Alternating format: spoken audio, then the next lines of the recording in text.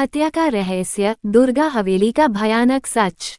रात की चीख, रात के 2 बजे जब पूरा रामपुर गांव नींद के आगोश में था, तब अचानक दुर्गा हवेली से एक भयानक चीख गूंजी।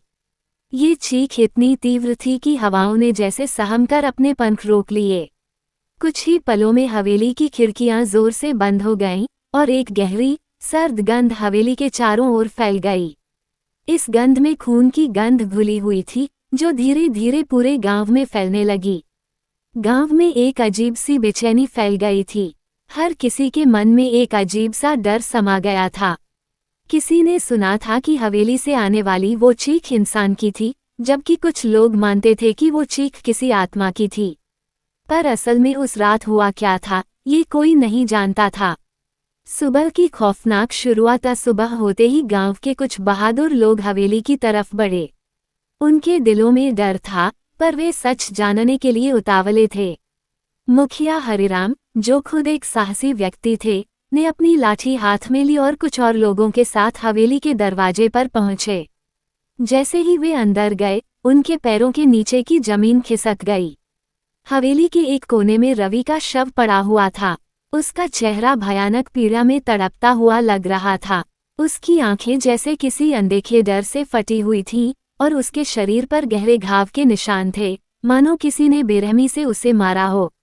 खून से लथपथ उसका शरीर ऐसे पड़ा था जैसे उसने अपनी आखिरी सांस लेने से पहले बहुत संघर्ष किया हो। उसके हाथ में एक कागज का टुकड़ा था, जिस पर खून से कुछ लिखा हुआ था, लेकिन वो लिखावट इतनी बेतरतीब थी कि कुछ भी समझना मुश्किल था। गांव में हाहाकार, रवि की मौत की खबर से गांव में मातम फैल गया। उसकी मां सरला का रो रोकर बुरा हाल था। मेरा बेटा निर्दोष था, वो ऐसा नहीं कर सकता, उसे किसी ने मारा है। सरला की चीत्कार ने पूरे गांव को झकझोर दिया था। हर कोई हैरान था, क्योंकि रवि एक अच्छा लड़का था, जिसकी किसी से कोई दुश्मनी नहीं थी। गांव के लोग अब इस बात से डरे हुए थे कि शायद उस हवेली में वाकई कुछ भूत प्रेत थे, जिनका असर रवि पर हुआ और उसे अपनी जान गंवानी पड़ी। लेकिन पुलिस इसे एक साधारण हत्या के रूप में नहीं ले रही थी। उन्हें इसमें कोई गहरी साजिश की बू आ रही थी। सुरागों की खोज जांच के दौरान पुलिस को रवि के जीवन के कुछ अजीब पहलू मिले। उसके दोस्तों से पूछताछ में पता चला कि रवि पिछले कुछ हफ्तों से बहुत डरा हुआ था।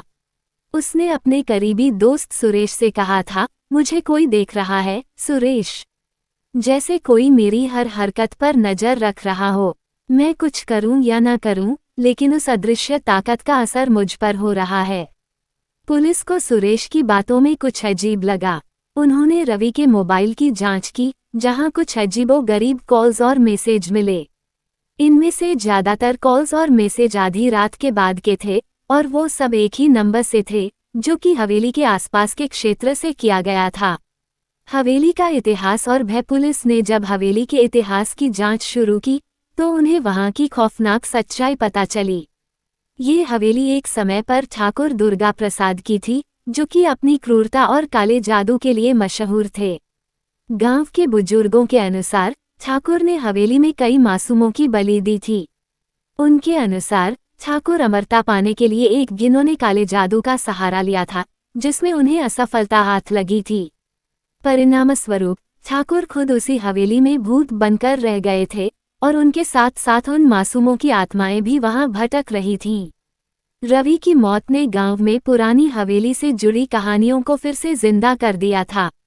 लोग अब यकीन करने लगे थे कि हवेली में वाकई कुछ अशुभ था, जो रवि को निगल गया। सच का पर्दाफाश। पुलिस ने जब सुरेश से गहराई से पूछताछ की, तो उसने चौंकाने वाला खुलासा किया। सुरेश ने बताया कि वह रवि को हवेली में बुलाने के लिए मजबूर किया गया था। उसने किसी अनजान व्यक्ति से धमकियां भी मिली थीं कि अगर वह ऐसा नहीं करता, तो उसकी बहन का अपहरण कर लिया जाएगा। सुरेश डर गया था और उसने रवि को हवेली में बुला लिया। लेकिन जब सुरेश ने रवि को हवेली में छोड़ा, तो उसने कुछ बेहद खौफनाक देखा। हवेली के अंदर की दीवारों पर खून से बने अजीबोगरीब निशान थे। सुरेश ने दावा किया कि उसने खुद ठाकुर की भूतिया छवि देखी, जिसने रवि की तरफ इशारा किया और फिर अचानक गायब हो गया। सुरेश भाग खड़ा हुआ और उसने किसी को कुछ नहीं बताया। लेकिन रवि की मौत ने सुरेश की नींद छीन ली थी। उससे लगता था कि अब वह भी मौत के करीब है। अंतिम न्याय सुरेश की गवाही से पुलिस को ये समझ में आ गया कि इस हत्या के पीछे केवल इंसान नहीं, बल्कि एक अदृश्य ताकत का भी हाथ है। पुलिस ने हवेली को पूरी तरह से सील कर दिया और सुरेश की बातों की सच्चाई जानने के लिए तंत्र मंत्र के जानकारों को बुलाया। उन लोगों ने बताया कि हवेली में वाकई एक अभिशापित आत्मा है, जो अपने पिछले कुकर्मों का बदला लेने के लिए जीवित लोगों को शिकार बना रही है। रवि की आत्मा अब भी हवेली में भटक रही थी और वह हर रात अपने कातिल को न्याय दिलाने की पुकार लगाती थी। सुरेश की मानसिक हालत बिगड़ गई और उसे एक मानसिक अस्पताल में भर्ती करा दिया गया।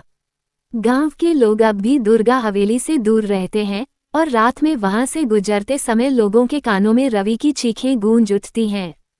लोग मानते हैं कि जब तक हवेली में वह आत्मा भटकती रहेगी, तब तक वहां किसी को भी चैन की सांस नहीं मिलेगी।